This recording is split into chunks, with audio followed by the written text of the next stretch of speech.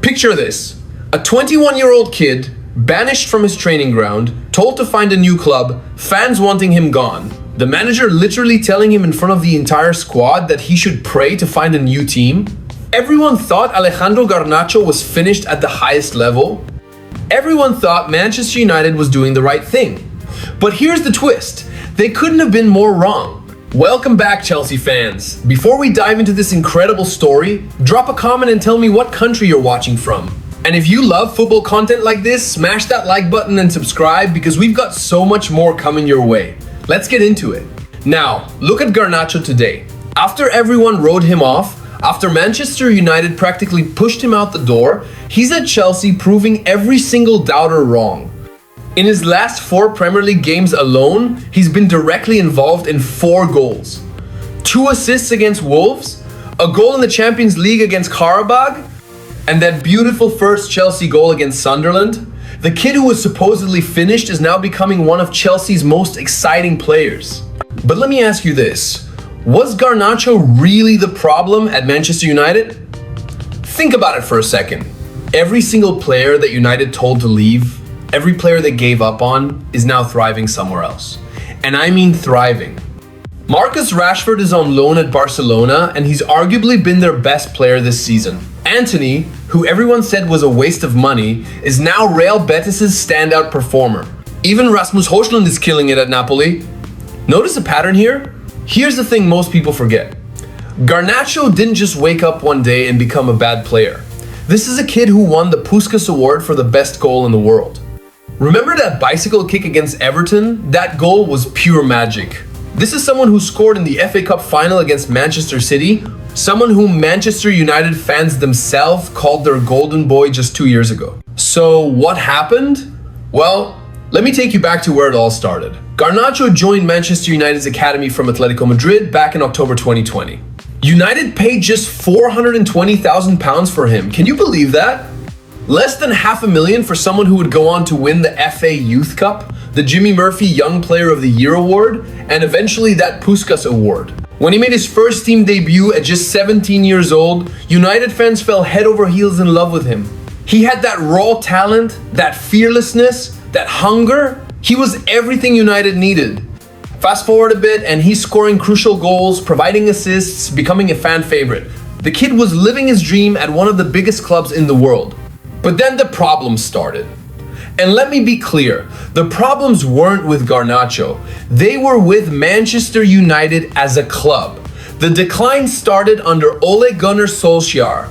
Then Erik ten Hag came in and things didn't really improve. Then Ruben Amorim arrived, and honestly, it got even worse. Manchester United finished way down the table, almost scraping into Europa League qualification. It was a disaster. And you know what happens at big clubs when results go bad? Players become scapegoats. Garnacho became one of those scapegoats. In December 2024, Amorim dropped him completely from the Manchester Derby squad. Not even on the bench. Gone. Just like that. Then came the Europa League final against Tottenham in May. Garnacho barely got any minutes. After the match, he made his frustrations public. He was done being treated like this. That's when things got really ugly. According to reports, Amorim told Garnacho in front of the entire squad to find a new club. Imagine that. Your own manager telling you to leave in front of all your teammates? It was brutal. Garnacho was then put in what they called the bomb squad, alongside players like Jadon Sancho and Antony. He wasn't even allowed to go to the training ground when the first team was there. For weeks, he trained alone, isolated, rejected. Quick question for you guys, and I really want to know your thoughts on this. Do you think Manchester United has a problem with developing young talent? Or do you think they just had the wrong manager? Drop your answer in the comments because this is a debate that's dividing football fans everywhere. While Garnacho was going through this nightmare, Chelsea were watching closely. They'd been interested since January, but now they saw an opportunity. At the end of August 2025, Chelsea made their move. The deal was done for £40 million. Not the 50 to 70 million United originally wanted, but 40 million. They even negotiated United down from an initial Chelsea offer of just £25 million. Chelsea also included a 10% sell-on clause, which we'll talk about later because it's actually quite interesting. Garnacho signed a contract with Chelsea until 2032. 7 years. That's how much Chelsea believed in him. But here's the thing. When he arrived at Stamford Bridge, he wasn't ready. Enzo Maresca, Chelsea's manager, said it himself. Garnacho arrived not 100% fit. Why? Because he'd been training alone at United. He hadn't been playing proper football. He wasn't match fit. His confidence was shot. The first few weeks at Chelsea were tough. Really tough. He made his debut but couldn't make an impact. He got substituted at halftime in one game. The goals weren't coming. The assists weren't coming. People started questioning whether Chelsea had made a mistake. Was the £40 million a waste? Had United been right to let him go? But Garnacho kept working, kept training, kept believing in himself. And then, on October 25, in his 7th appearance for Chelsea, it finally happened. 4 minutes into the match against Sunderland, Pedro Neto played him through on the left wing. Garnacho drove into the box, dribbled past the defender, and smashed the ball through the goalkeeper's legs. Goal! His first for Chelsea. And you know what he did? He pointed to the ground. The same celebration Cristiano Ronaldo does. Garnacho has always idolized Ronaldo, and in that moment, you could see everything he'd been through. The rejection, the isolation, the doubt, all of it came pouring out in that celebration. Then he went and sat on the advertising boards with his teammates, just soaking it all in. Since that goal, something has changed. Garnacho has found his rhythm. Against Karabakh in the Champions League, he scored again. Then came the Wolves game, and this is where he really announced himself. 2 assists, both of them perfectly weighted passes. One cross for Malo Gusto's first ever Chelsea goal, another cutback for Pedro Neto. The Wolves game earned him an 8 out of 10 rating from ESPN. His best performance in a Chelsea shirt. Pedro Neto, his teammate, said this about Garnacho after the Wolves match. He's settling in well, and you can see he's working really hard for the team, both on and off the ball. He's doing a really good job. 2 assists in this game, a goal in the Champions League, and we're really happy with him. That's the kind of praise that matters. That's teammates recognizing quality. Now, here's where it gets really interesting. Remember that 10% sell-on clause I mentioned? Well, if Chelsea ever sell Garnacho, Manchester United get 10% of that fee. So if Chelsea sell him for, let's say, £80 million in a few years, United gets £8 million. Manchester United are actually financially incentivized to want Garnacho to succeed. How ironic is that? The club that gave up on him now benefits if he becomes a superstar at Chelsea. And let me tell you something else. This isn't just about Garnacho. This is about Manchester United's entire approach to player development and management. They've made this mistake before. They sold Paul Pogba to Juventus, then bought him back for a world record fee. They let Jadon Sancho struggle, then loaned him to Borussia Dortmund, where he immediately looked like a different player. Angel Di Maria left and won trophies elsewhere. Romelu Lukaku left and scored goals everywhere he went. The pattern is clear. Manchester United has become a place where talented players go to see their career stall. It's not always the players. Sometimes it's the system, the coaching, the pressure, the toxic environment when results aren't going well. And when things go wrong, United's first instinct seems to be to blame the players rather than look at themselves. Here's another question for you. If you were a young player right now, would you choose Manchester United or Chelsea? And why? Be honest.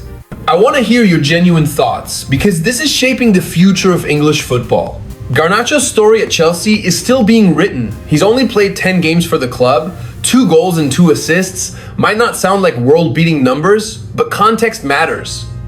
He arrived unfit. He needed time to adapt to a new system, new teammates, a new city, and despite all that, he's already becoming a key player for Enzo Maresca. What makes Garnacho special is his directness. He takes players on. He's not afraid to lose the ball because he knows that one successful dribble can change a game. He can play on either wing. He works hard defensively. And crucially, he fits perfectly with Chelsea's style of play. Marc Cucurella operates as an inverted fullback, which gives Garnacho the entire left flank to attack. It's a match made in heaven. The stats back this up too. Garnacho is one of the top 6 players in the Premier League for open play crosses attempted per 90 minutes. That's among players who've played over 300 minutes. He's creating chances. He's stretching defenses. He's giving Chelsea a dimension they didn't have before. And it's not just about numbers. It's about what he brings to the team. Energy, excitement, that unpredictability that makes defenders nervous. When Garnacho gets the ball, something might happen. That fear factor is so valuable in modern football. John Obi Mikel, the Chelsea legend, has praised Garnacho's direct style and impact on Chelsea's attack. When club legends start praising you, you know you're doing something right. Mikel understands what it takes to succeed at Chelsea. He's seen countless players come and go, and he sees something special in Garnacho. Think about Chelsea's attacking options now. Cole Palmer is their superstar, no question. But around him, they have Pedro Neto, Joao Pedro, Liam Delap, Estevao coming through, Jamie Gittins, and now Garnacho finding his form. That's an embarrassment of riches. That's a title-challenging attack.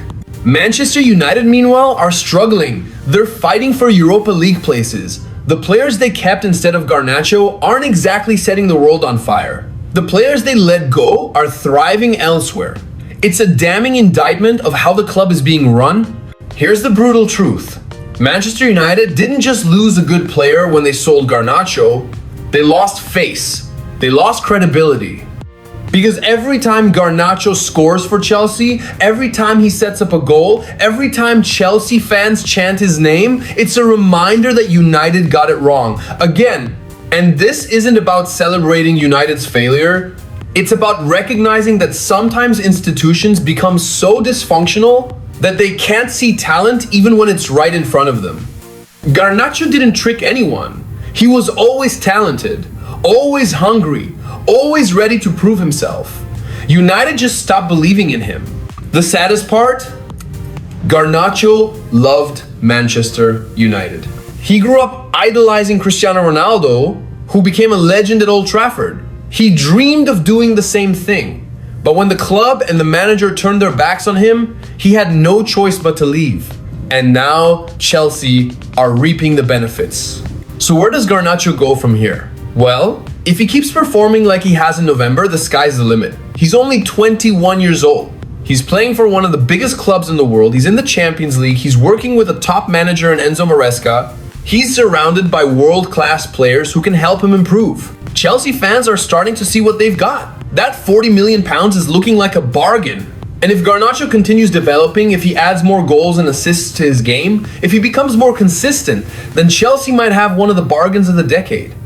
Meanwhile, United will be watching from afar, probably regretting their decision. Before we wrap up, one more question for you. What do you think Garnacho's ceiling is? Can he become world class? Can he be Argentina's starting winger for the next World Cup? Or do you think he's just a good player who'll have a solid career? Let me know in the comments because I genuinely want to hear your predictions. Here's what I think. Garnacho has all the tools to become a top player. The speed is there, the technique is there, the mentality is clearly there because look at how he's bounced back from everything that happened at United. What he needs now is consistency. He needs to keep doing what he's been doing in November for the rest of the season and beyond.